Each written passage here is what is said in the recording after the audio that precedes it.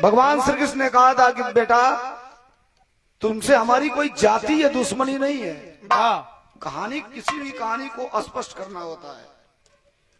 तेरा गर्दन इसलिए काट रहा हूं कि तुमने अपने माँ से वादा किया है कि मैं महाभारत के लड़ाई के दौरान जा रहा हूं कुरुक्षेत्र में, तो मैं लड़ूंगा किधर से। तो बर्बरीक की माँ ने कहा था कि बेटा तुम लड़ाई में जाके खड़ा रहना पड़े, लड़ना मत, और जो टीम हारने लगेगी उसी के तरफ से खड़ा होके लड़ना। और बर्बरीक के पास एक ऐसा बाण था कि अगर वो चला देता तो पूरा महाभारत एक ही बाण में खत्म हो जाता।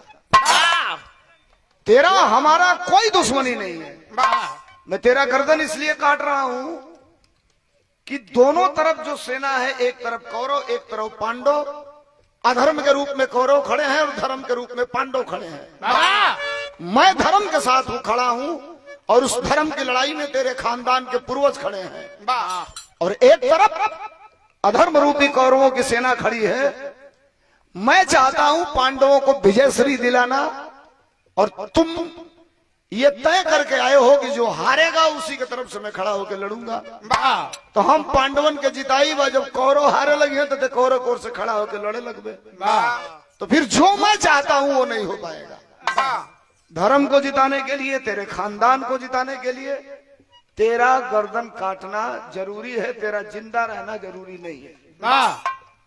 काट के गर्दन दे दिया।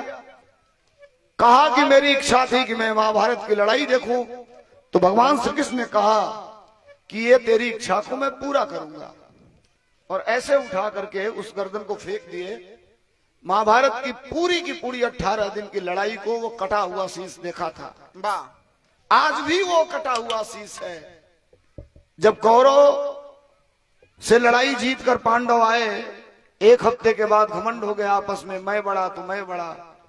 भगवान श्री कृष्ण ने कहा कौन बड़ा, इसका निर्णय हम नहीं करेंगे।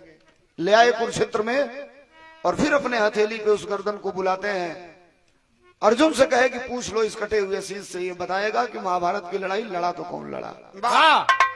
लाख पूछने के बाद अर्जुन कहे कि बताओ मुझे कहीं देखा, कई हजार लोगों का हमने गर्दन काटा, कई बड़े बड़े बलशालियों का वध किया। वो कटा हुआ शीश कहा कि मैंने आपको नहीं देखा। मैंने अगर कुरुक्षेत्र के लड़ाई में किसी को देखा तो सिर्फ दो लोग, एक भगवान श्री कृष्ण और एक चक्र सुदर्शन। गर्व होके लगना अर्जुन। भगवान कन्हैया ने कहा कि भलाई इतने में बा कि चुपचाप भैया से चल चले के।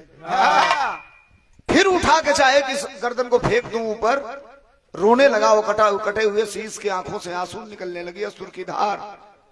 तो भगवान कन्हैया ने कहा कि बहादुर रोते नहीं हैं, तुम रो क्यों रहे हो।